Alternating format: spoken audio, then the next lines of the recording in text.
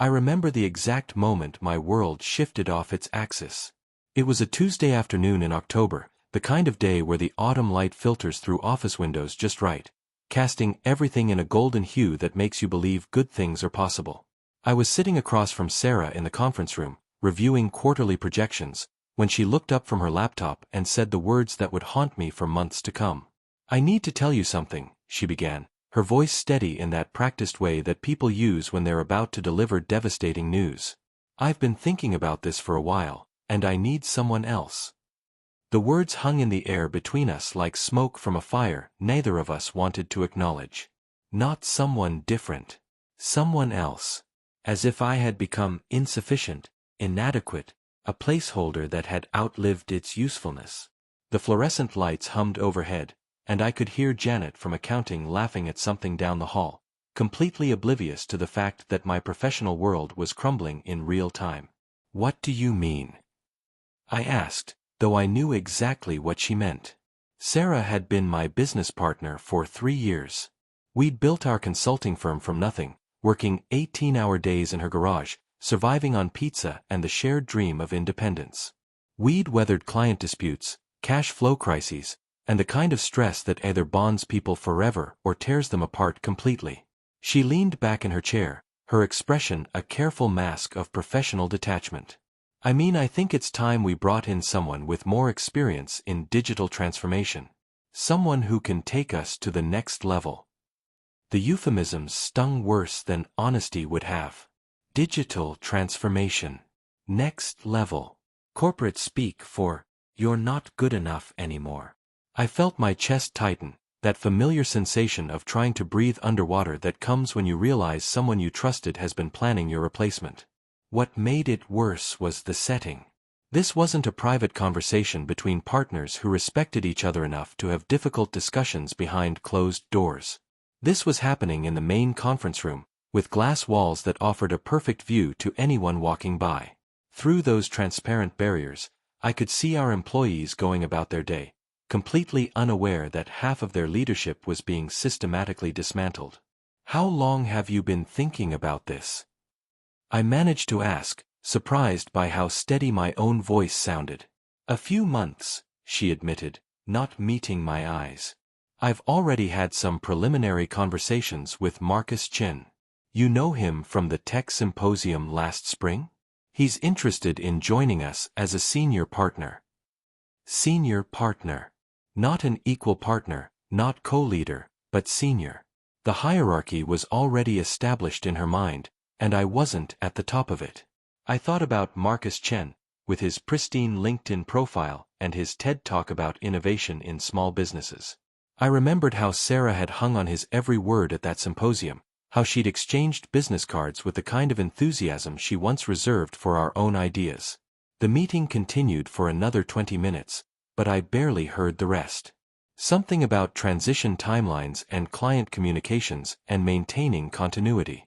Sarah spoke as if this were a normal business decision, as if she weren't dismantling a partnership that had defined both our professional lives. She used words like strategic pivoting and organizational evolution, but what I heard was betrayal dressed up in business jargon. When I finally left that conference room, I expected someone to notice. I expected Janet to ask if I was okay, or for Tom from marketing to comment on how pale I looked. I expected some acknowledgement that something significant had just happened, that the foundation of our company had just shifted beneath everyone's feet. Instead, nothing. Janet was still laughing at her computer screen. Tom was on a phone call about brand positioning.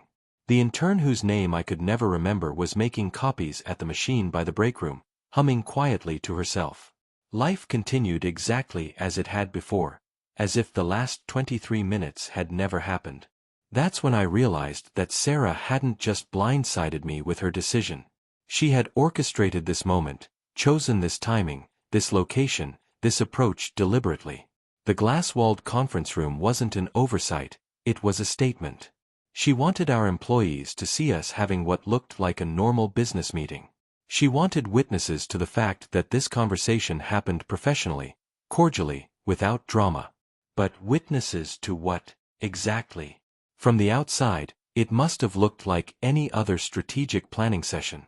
Two partners discussing the future of their company, making responsible decisions about growth and leadership. No one could see the emotional earthquake happening inside that room, the way my hands were shaking under the table, or the careful way Sarah avoided eye contact whenever she mentioned Marcus's qualifications. The days following that conference room conversation felt like living in an alternate reality where everyone had agreed to participate in an elaborate piece of performance art. The premise was simple. Pretend nothing had changed. Pretend that Sarah hadn't just announced her intention to replace me with someone she deemed more qualified. Pretend that our 3-year partnership wasn't dissolving in slow motion right in front of everyone's eyes. I kept waiting for someone to acknowledge what was happening. Surely Janet, who had been with us since month 2 and had witnessed every major milestone of our company's growth, would notice the tension. Surely Tom, who prided himself on reading people and market trends with equal precision, would pick up on the shift in dynamics between Sarah and me. But the silence was deafening in its completeness. Sarah threw herself into the charade with the dedication of a method actor. She scheduled our usual Monday morning partner meetings as if nothing had changed. She CC'd me on emails to clients with the same casual efficiency as always. She even asked my opinion on hiring decisions for junior positions, as if my input still carried weight in a company where I was apparently being phased out. The most surreal part was how she managed to make me complicit in my own erasure. When Marcus Chen came in for his informal consultation, which everyone knew was actually a job interview, Sarah asked me to join the meeting. Not as an equal partner evaluating a potential addition to our team, but as a supporting player in her vision for the company's future. I thought it would be good for Marcus to hear both perspectives, she explained when she extended the invitation. Both perspectives. As if we were simply two different viewpoints rather than the person being replaced and the person doing the replacing. I sat in that same glass-walled conference room, watching Sarah and Marcus discuss strategic initiatives and growth opportunities with an enthusiasm that felt like watching your ex-spouse fall in love with someone else at your own dinner party. Marcus had ideas about digital integration and scalable systems. He talked about leveraging our existing client base to penetrate new markets.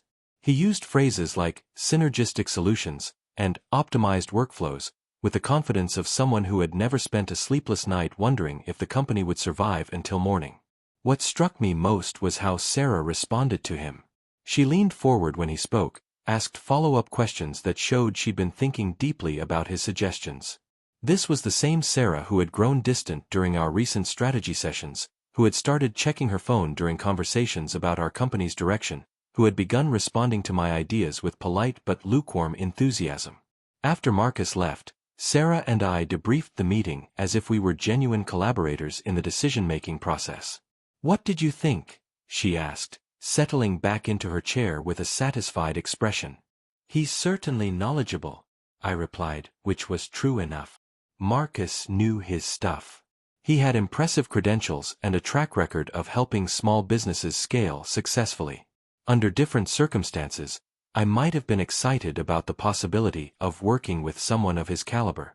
"I think he could really help us break through to the next phase of growth," Sarah continued, her eyes bright with possibility.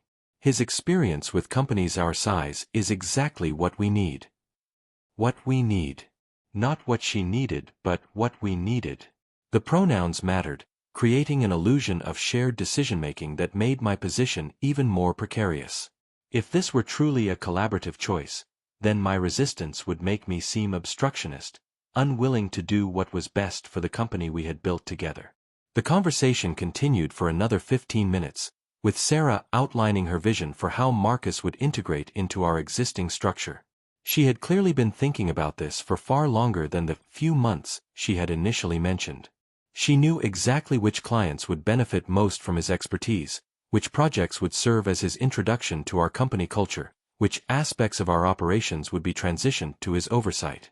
Meanwhile, our employees continued their daily routines just beyond the glass walls, completely oblivious to the fact that their company's leadership structure was being fundamentally altered.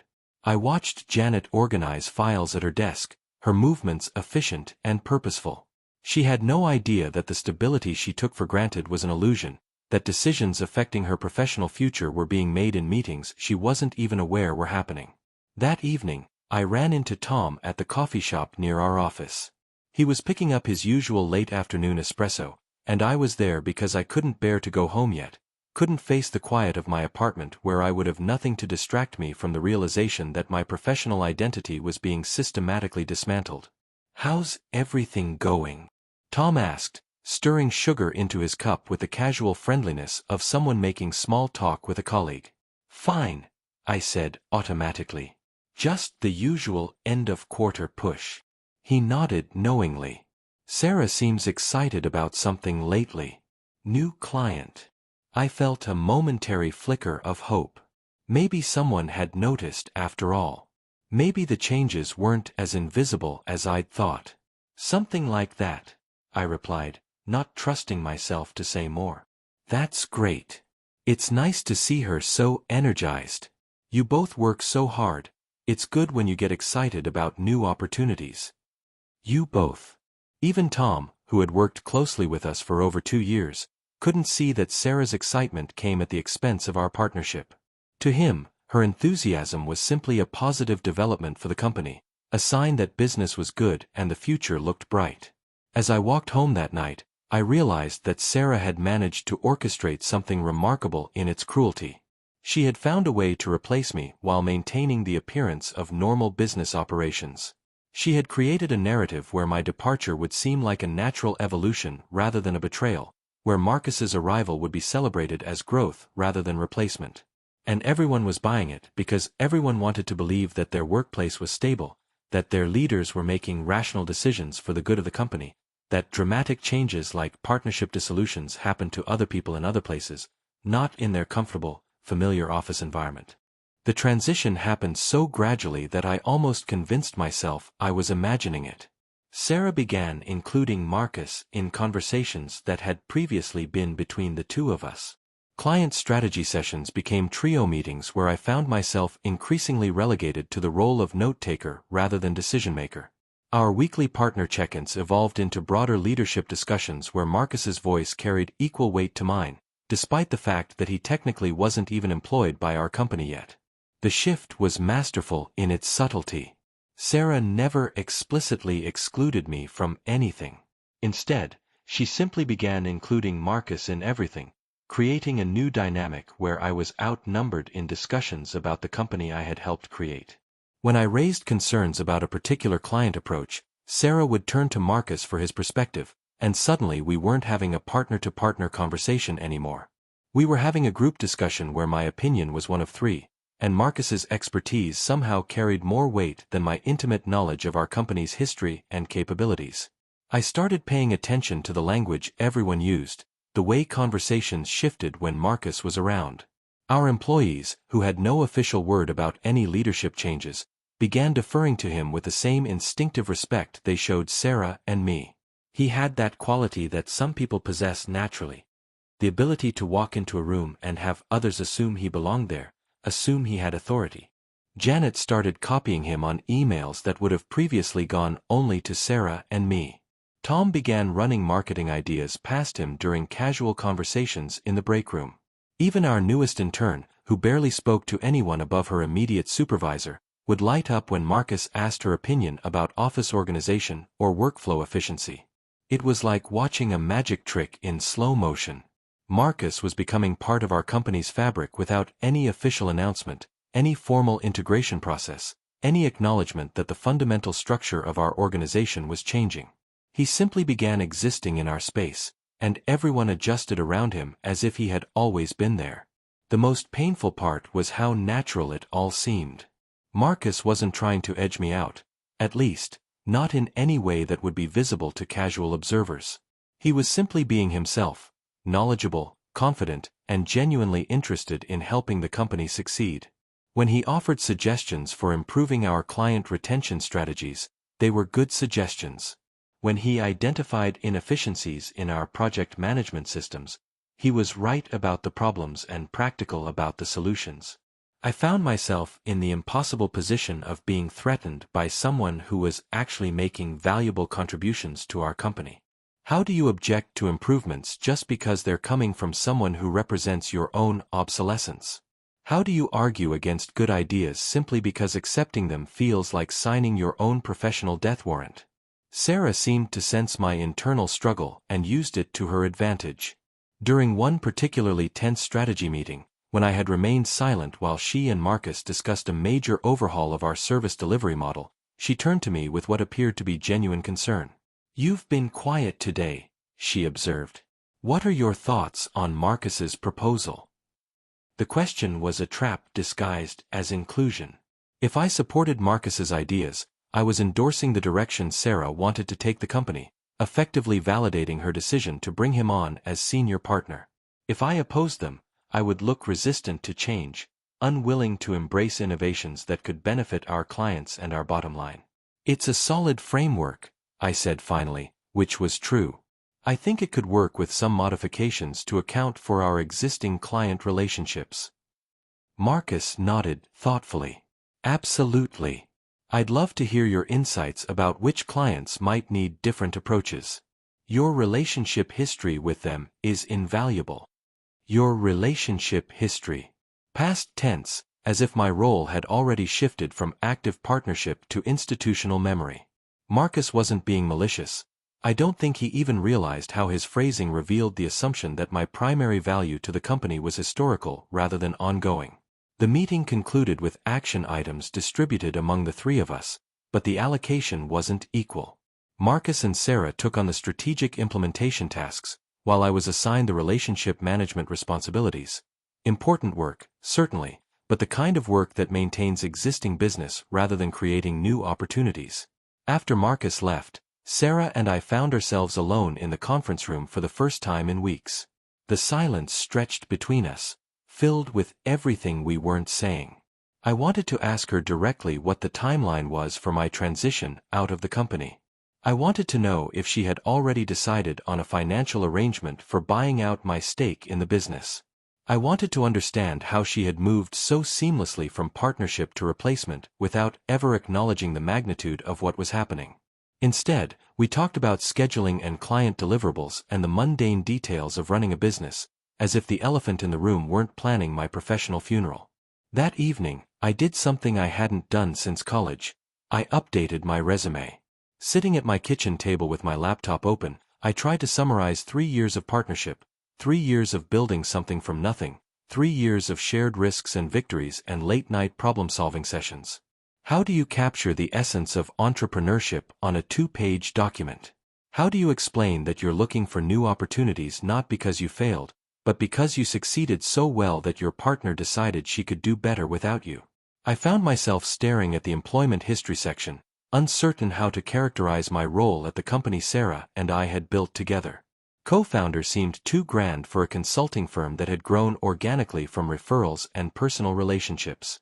Partner felt accurate, but somehow insufficient to convey the emotional investment I had made in our shared venture. Business owner was technically correct, but failed to capture the collaborative nature of what we had created. Finally, I wrote co-founder and managing partner, which felt both accurate and slightly defiant.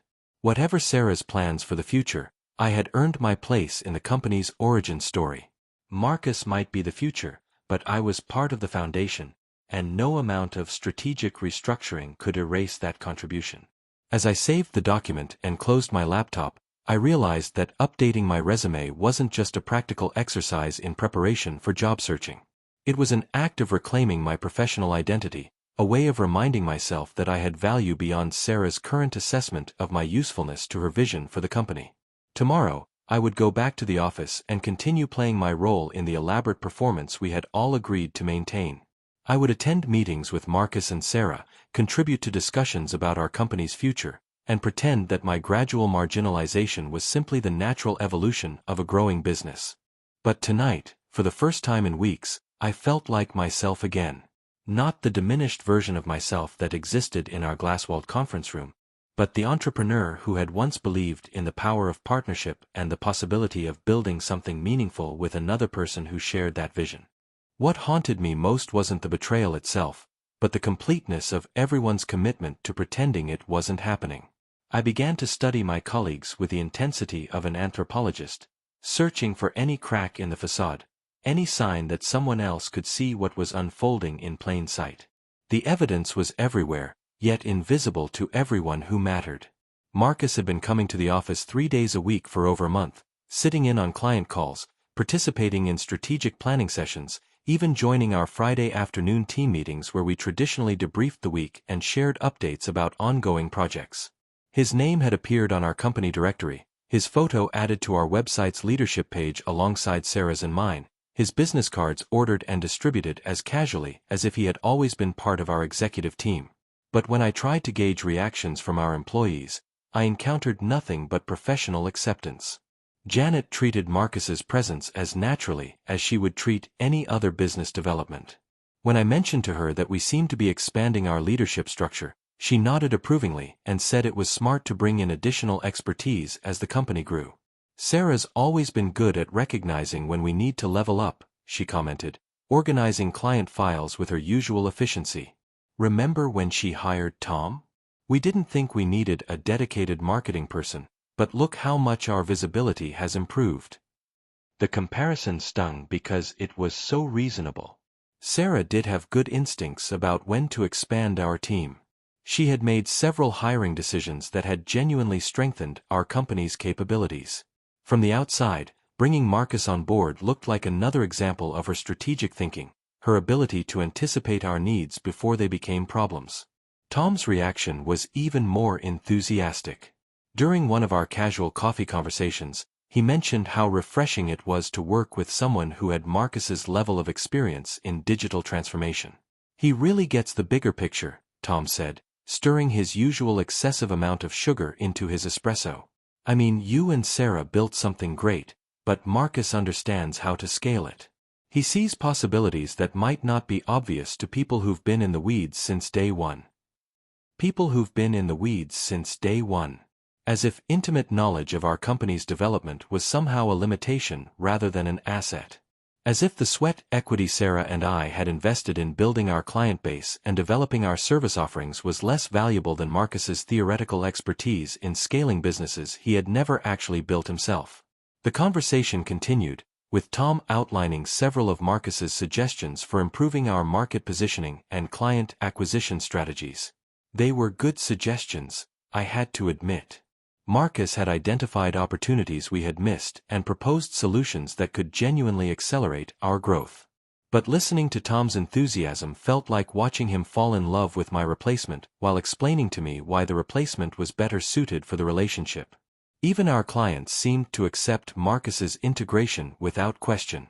During a presentation to our largest account, Sarah introduced him as our new senior partner, with a kind of casual confidence that made it seem like a natural progression rather than a fundamental restructuring of our company's leadership.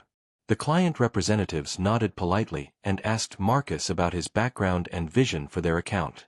I sat through that meeting watching Marcus discuss strategies for their digital transformation project, strategies that were built on relationships Sarah and I had cultivated over 2 years of consistent service and careful attention to their evolving needs.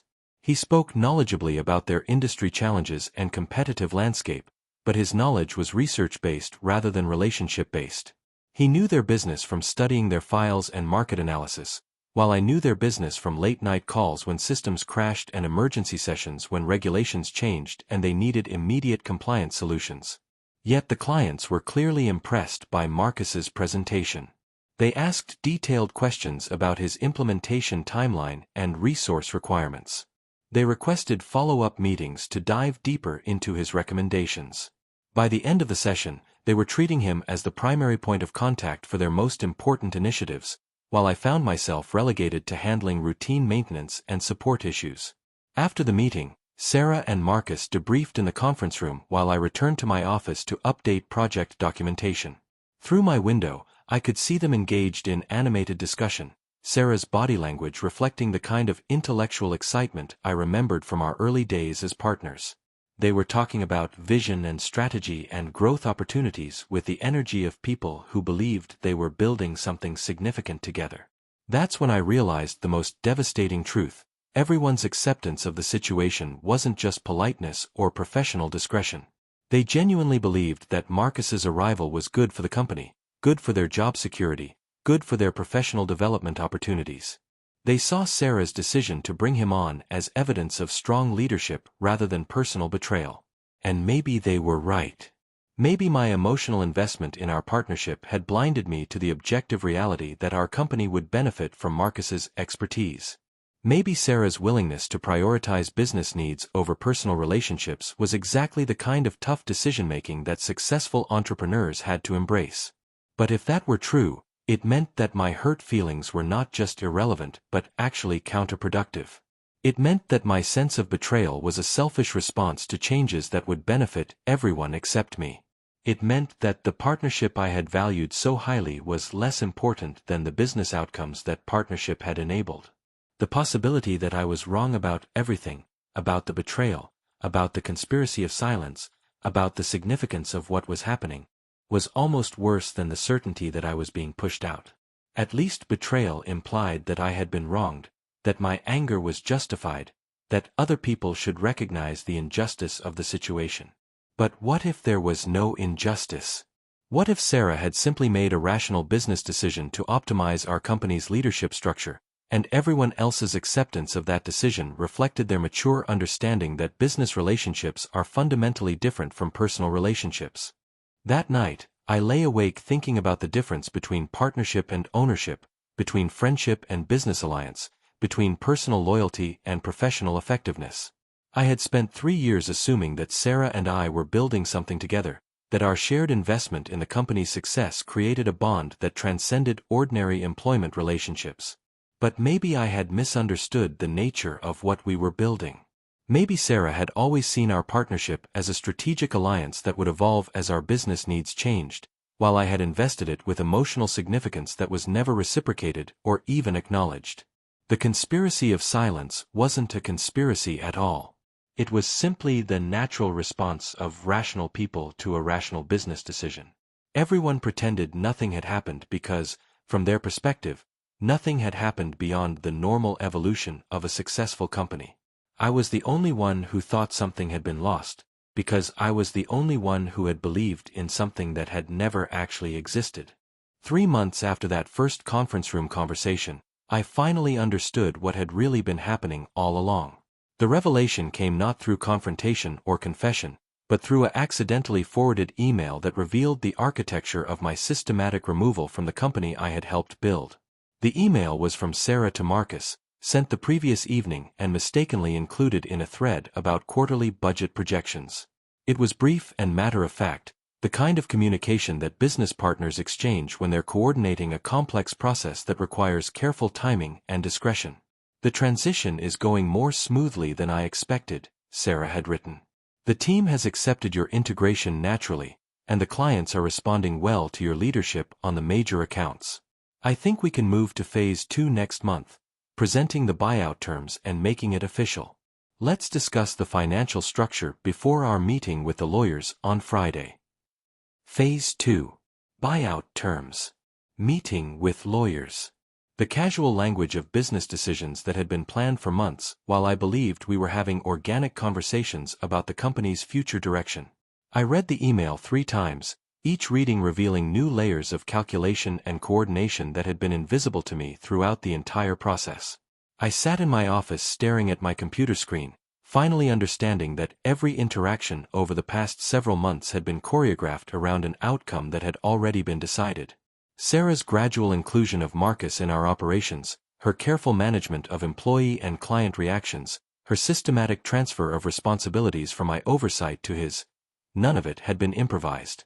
It had all been part of a deliberate strategy to make my departure seem like a natural evolution rather than a forced exit. The conspiracy of silence hadn't been a conspiracy at all. It had been a carefully managed transition process designed to minimize disruption to business operations while facilitating my replacement. Everyone had pretended nothing was happening because they genuinely didn't know anything was happening. Sarah had orchestrated the entire process so skillfully that even I hadn't fully grasped its scope until I saw it laid out in corporate terminology. But what struck me most about the email wasn't the revelation of the planned timeline or the mention of financial arrangements. It was the tone. Sarah wrote about our partnership dissolution with the same professional detachment she used for client communications or vendor negotiations. There was no acknowledgement of our history, no recognition of the personal dimension of what was happening, no indication that she saw this as anything more than a routine business restructuring. That afternoon, I did something I should have done months ago. I asked for a private conversation with Sarah, away from the glass-walled conference room where all our recent discussions had been performed for an audience of oblivious colleagues. We met at a coffee shop 6 blocks from our office, neutral territory where neither of us could hide behind the familiar props of professional communication. Sarah arrived exactly on time, carrying her usual leather portfolio and wearing the expression of someone prepared for a difficult but necessary conversation. "I saw the email," I said without preamble, sliding my phone across the table to show her the forwarded message. She glanced at the screen and nodded calmly, showing no surprise or embarrassment at being caught in the middle of a process she had never explicitly acknowledged. "I was going to talk to you about the timeline next week," she said. "I wanted to get the legal framework established first so I could present you with concrete options rather than vague possibilities." Concrete options. As if my departure were simply a matter of choosing between different severance packages rather than the end of everything we had built together. But I was beginning to understand that this was exactly how Sarah had always viewed our partnership, as a business arrangement with clear terms and conditions rather than a relationship with emotional dimensions. "How long have you been planning this?" I asked. "Since last spring," she replied without hesitation. "I started noticing gaps in our strategic capabilities, areas where we needed expertise that neither of us possessed. I began researching potential partners who could fill those gaps." Last spring. That meant she had been planning my replacement for almost a year, long before that conference room conversation where she had told me she needed someone else. Every interaction we'd had during that time, every strategy session, every client meeting, every casual conversation about the company's future, had been colored by her knowledge that she was looking for my successor. "Why didn't you tell me what you were thinking?" I asked, though I suspected I already knew the answer. "Because I needed to be sure about the direction before disrupting our working relationship," she said.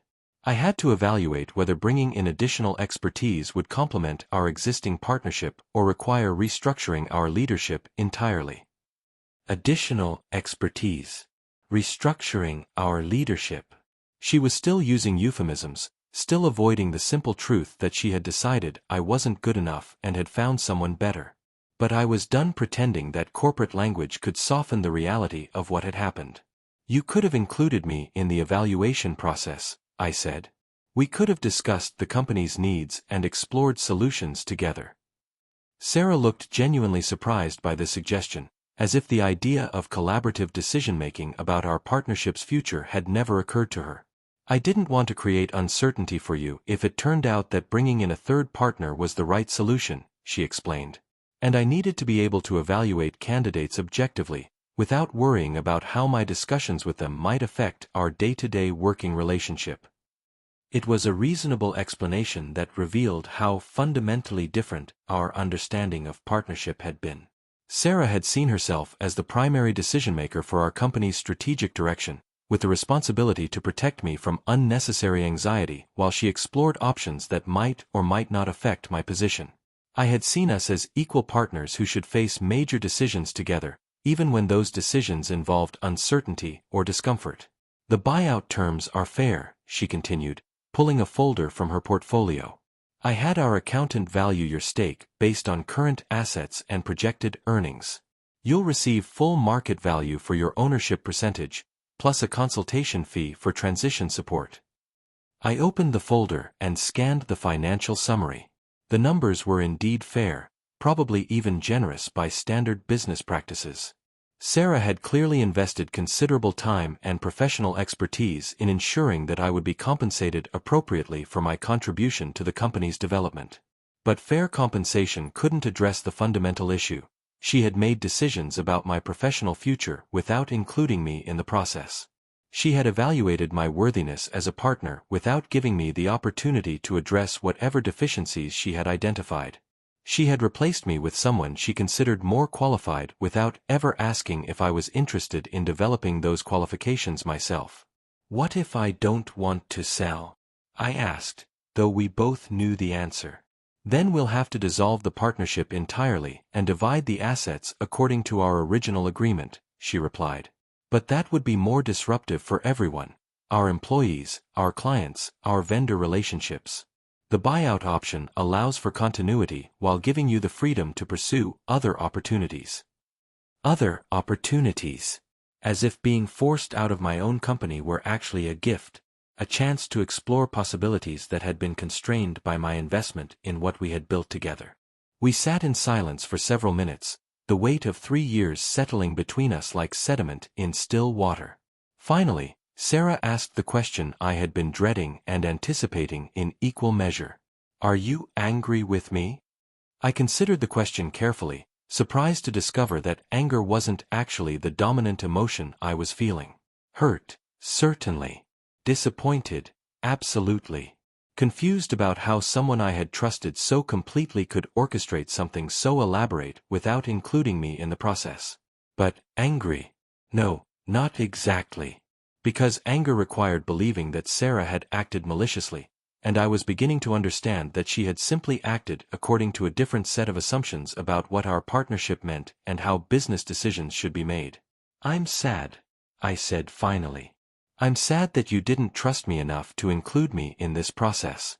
I'm sad that you saw problems with our partnership that you never gave me the chance to address. I'm sad that we built something together and then you decided it would be better with someone else." Sarah's expression softened slightly, the first crack in her professional composure that I had seen throughout this entire conversation. "I did trust you," she said quietly. "I trusted you to understand that this was about business, not about our relationship or your value as a person or a professional." But that was exactly the problem. Sarah had managed to separate business from relationship so completely that she couldn't see how business decisions were also relationship decisions, how professional partnerships were also personal partnerships, how you couldn't restructure someone's role in a company they had helped create without affecting every other dimension of your connection with them. The meeting ended with logistics: timeline for the buyout, transition of client relationships, coordination with our lawyer and accountant. We shook hands in the parking lot like business associates concluding a successful negotiation, which I suppose we were. That evening, I realized that everyone had been right to pretend nothing was happening, because from their perspective, nothing had been happening beyond the normal evolution of a successful business. The only person who had experienced betrayal was me, and that was because I had invested our partnership with meaning that had never been reciprocated. Sarah had told me to my face that she needed someone else, and everyone had pretended nothing happened because, for them, nothing had happened that required acknowledgement or response. They had witnessed a business decision, not a personal betrayal. They had seen strategic planning, not systematic replacement. The conspiracy of silence had been real, but I had been the only conspirator, silently believing in a version of partnership that existed only in my imagination. Looking back now, 6 months after signing the buyout agreement and watching Marcus seamlessly assume the role I had once filled, I understand that the most devastating truth wasn't that Sarah had replaced me. It was that she had replaced me so easily, so naturally, with so little disruption to the company we had built together, that it became clear how replaceable I had always been. Everyone pretended nothing happened because nothing had happened, except the correction of a strategic mistake. My belief that being a founding partner made me indispensable to the company's future success. The hardest lesson wasn't about betrayal or business partnerships or the difference between personal and professional relationships. It was about the stories we tell ourselves about our own importance, and how those stories can blind us to realities that everyone else can see clearly. Sarah needed someone else, and it turned out she was right. To support the channel, please leave a like and subscribe. Thank you so much.